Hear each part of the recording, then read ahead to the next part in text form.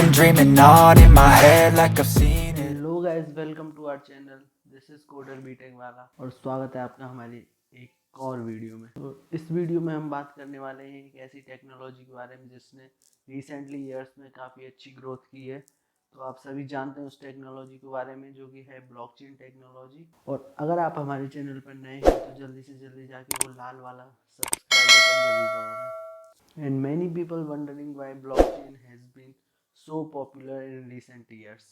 तो इसके बारे में भी हम बात करेंगे। तो वीडियो शुरू करने से पहले मैं आपको बता दूं आज की वीडियो में हम क्या क्या बात करने वाले हैं। सबसे पहले हम बात करेंगे व्हाट इज़ ब्लॉकचेन, ब्लॉकचेन क्या होती है, इसके एप्लीकेशंस यूज़ कैसे की जाती है, एंड ब्लॉकचेन्स के की फीचर्स क्या हैं, और इस इंडस्ट्री में टेक्नोलॉजी में how blockchain is helpful for us. तो ज़्यादा देरी ना करते हुए शुरुआत करते हैं अपनी वीडियो के बारे में।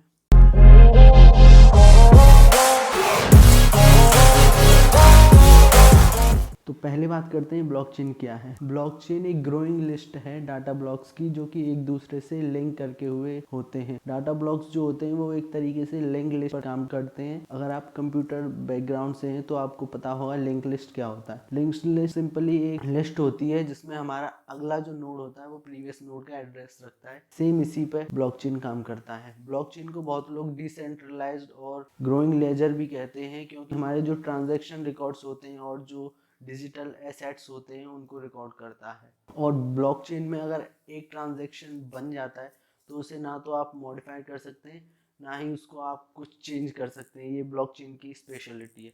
तो अब बात करते हैं हिस्ट्री ऑफ ब्लॉकचेन की। ब्लॉकचेन 2008 में एक साइंटिस्ट थे, जो कंप्यूटर साइंटिस्ट ने सतोशी नाकामोटो, उन्होंने पब्लिश की थी। और 2009 में इसको जो पहला ब्लॉकचेन का जो एप्लीकेशन था बिटकॉइन स्टार्ट हो गया था। एंड 2010 में 2010 में जो ब्लॉकचेन का पहला स्टॉक शेयर एक्सचेंज हुआ था, और 2011 में एक बिटकॉइन की कीमत $1 थी। उसके बाद जो ब्लॉकचेन का एप्लीकेशन बिटकॉइन है, क्रिप्टो करेंसी है, उसकी कीमत एक बिटकॉइन के हिसाब से $100 हुई। उसके बाद 2014 में इसे माइक्रोसॉफ्ट ने एक्सेप्ट कर लिया। माइक्रोसॉफ्ट ने मान लिया कि जो बिटकॉइन है वो लीगल क्रिप्टो करेंसी है। उसके बाद 2017 में एक बिटकॉइन की कीमत $10,000 हुई, जो कि बहुत है। आज के टाइम में वीडियो बना रहा हूँ, इस टाइम पे एक बिटकॉइन की कीमत करीब $42,760 है। अब यहाँ पे बहुत सारे यूजर्स सोचते हैं कि जो बिटकॉइन है वही ब्लॉकचेन है, मगर नहीं। जो बिटकॉइन है वो सिर्फ एक एप्लीकेशन है ब्लॉकचेन का, और ब्लॉकचेन जो है वो एक डाटा स्ट्रक्चर है जिसपे हम बहुत सारी टेक्नोलॉजी जैसे क्रिप्टो करेंसी और भी सारी हैं, NFT आ गई है अब, तो वो भी अप्लाई कर सकते हैं। तो अब बात करते हैं बिटकॉइन इकोसिस्टम की। तो बिटकॉइन इकोसिस्टम कहता है कि जितनी ज़्यादा पार्टिसिपेंट्स होंगे उतनी ज़्यादा सिक्योरिटी होगी, उतनी ज़्यादा सिक्योरिटी होगी उतना ज़्यादा बिटकॉइन का जो प्राइस है वो ऊपर उठेगा। बिटकॉइन इकोसिस्टम में ये भी है कि ये एक पब्लिक नेटवर्क है जिसमें कोई भी यूज़र पार्टिसिपेट कर सकता है, और इसको कोई भी बैंक या अथॉरिटी ऑर्गेनाइज नहीं करती है। ये ओपन टू ऑल है। Everyone can participate in bitcoin crypto currency. तो जैसा कि मैंने आपको पहले बताया था कि कटिंग द मिडल मैन, मतलब कि ये जो यूज़र होता है उसको डायरेक्ट कॉन्टेक्ट में लाती है, जो कि रिसीवर होता है। इसमें मिडल मैन बीच में नहीं आता। जैसे कि हमारी बैंक्स होती हैं, उसमें हमें पहले बैंक के पास जाना पड़ता है, फिर बैंक उधर यूज़र को सबमिट डाटा करेगी, फिर वो हमें रिस्पॉन्ड करेगी, मतलब थर्ड पार्टी एप्लीकेशन हो गया।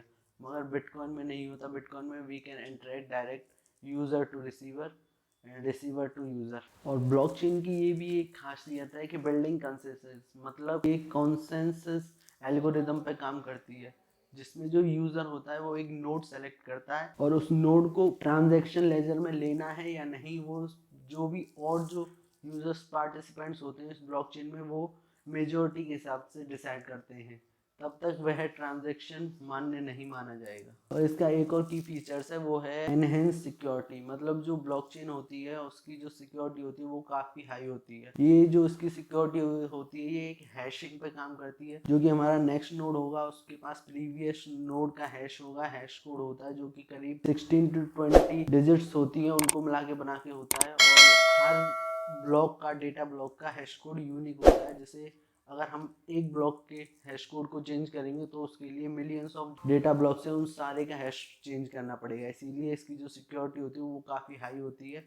कोई इसे हैक भी नहीं कर सकता, ना ही कोई इसमें से किसी का डेटा एक्सेस कर सकता। बात करते हैं इसके की फीचर्स की, जो कि मैंने पहले भी इसमें बताए हैं और भी यहाँ पे मेन पॉइंट है उनमें बता देता हूँ कि पहला है ये इम्यूटेबल होती है, मतलब कि जो ब्लॉकचेन होती है उसको ना तो हम राइट कर सकते हैं, सिंपल जो हमें ट्रांजैक्शन रिकॉर्ड में दिया हुआ है वही रख सकते हैं बहुत से। और डिसेंट्रलाइज मतलब कि ये सेंट्रलाइज नहीं होती, इसमें कोई अथॉरिटी मेन अथॉरिटी के अंडर नहीं आती, जो यूजर टू यूजर इंटरेक्शन होता है इसमें। एंड इसमें नेक्स्ट फीचर है फास्टर सेटलमेंट्स, मतलब कि जो बिटकॉइंस होते हैं वो इजीली ट्रांसफर होते हैं। बैंक ट्रांजेक्शन में टाइम लगता है मगर बिटकॉइन ट्रांजेक्शन में उतना टाइम नहीं लगता।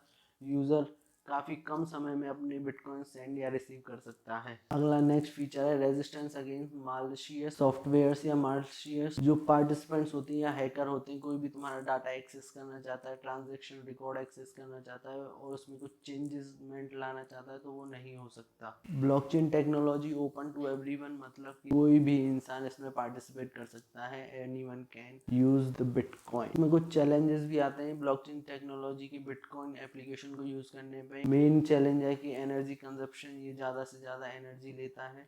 नेक्स्ट है स्केलेबिलिटी, मतलब इसमें उतनी ज़्यादा स्केलेबल नहीं है ये टेक्नोलॉजी, उसको जैसे टाइम टू टाइम आएगा उसकी स्केलेबिलिटी बढ़ेगी। नेक्स्ट है मनी लॉन्ड्रिंग, मतलब कि जो करप्शन होता है काले धन का, लोग जो है वो अपना ब्लैक मनी जो है वो इसमें से वाइट कर सकते हैं, मतलब वो अपना ब्लैक मनी बिटकॉइन में लगा के उसे वाइट कर सकते हैं। जो ब्लॉकचेन है वो किसी भी थर्ड पार्टी या किसी भी अथॉरिटी के अंडर नहीं आती, तो इसकी जो रेस्पॉन्सिबिलिटी होती है बिटकॉइन की या कोई भी अदर क्रिप्टो करेंसी की वो हमारी पर्सनल होती है, पर्सनल रेस्पॉन्सिबिलिटी होती है। उसको कोई लॉस या कुछ हो तो हम किसी और को या किसी भी थर्ड पार्टी को जिम्मेदार नहीं ठहरा सकते।